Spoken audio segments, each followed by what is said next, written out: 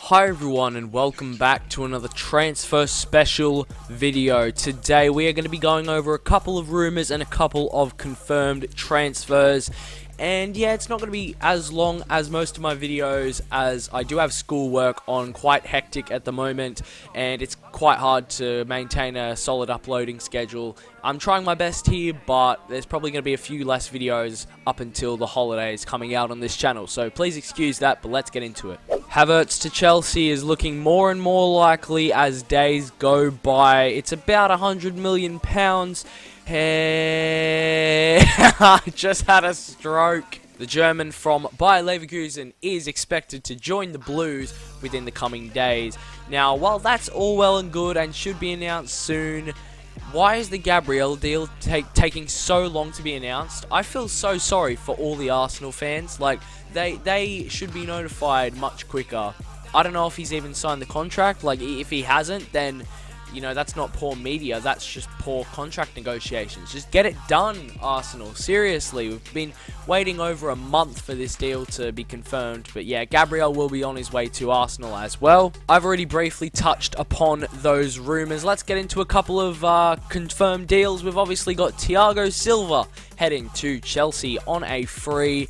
It's a fantastic bit of business from Chelsea. Not only is Thiago Silva still one of the best centre-backs in world football, as he has been for quite a few years, he brings experience, he'll earn respect, he'll have a big reputation, but yeah, as I said, he just got to the Champions League final as well. He's a leader, and I think he'll do well for one, if not two seasons at Stamford Bridge, and that'll give time for the likes of Christensen and Zuma to really mature, along with Fikayo Tomori, and take over that first team role. I think Lampard's done well for that precise reason in bringing in a player like Thiago Silva. I nearly forgot his name then.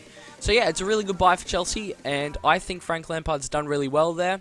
Another move regarding one of the London clubs is Enrique Mkhitaryan. He has gone to Roma permanently on a free. Arsenal have just let him go. They don't really care about getting any funds for him or anything like that. And I think this is actually really good for Mkhitaryan and Roma. He did alright there, got injured, and yeah, whatever. No, he's a quality player. We all know this. So I think he'll do alright with Roma. I don't think he'll do anything too special. But Roma really need to start picking up some proper good players, eh? Maitland-Niles to Wolves is looking more unlikely as days go by. And it looks like Rob Holding could be on his way to Newcastle. And a couple of more things regarding Arsenal. Houssam Aouar is linked. Arsenal are not willing to pay $60 million, which is, of course, what Lyon wants.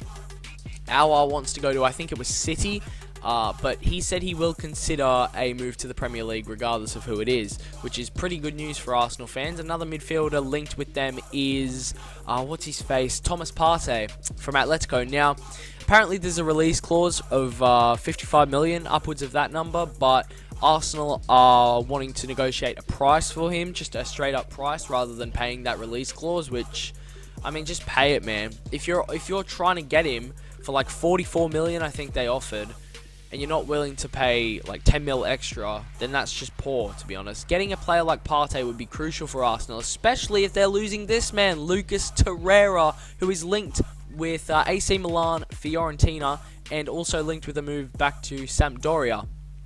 He is a quality player. Didn't have a great season last campaign. He was played as an attacking player by Emery. He is a clueless human being. But yeah, Torreira is a great player. I think he's very similar to Kante, and I think he'd be a really good player to keep hold of if you were from Arsenal's perspective. And speaking of Arsenal's perspective, why are they still keeping hold of Guendouzi if they're not going to play him? I want to see him play next season. He was so good in 2018-19 and 2020.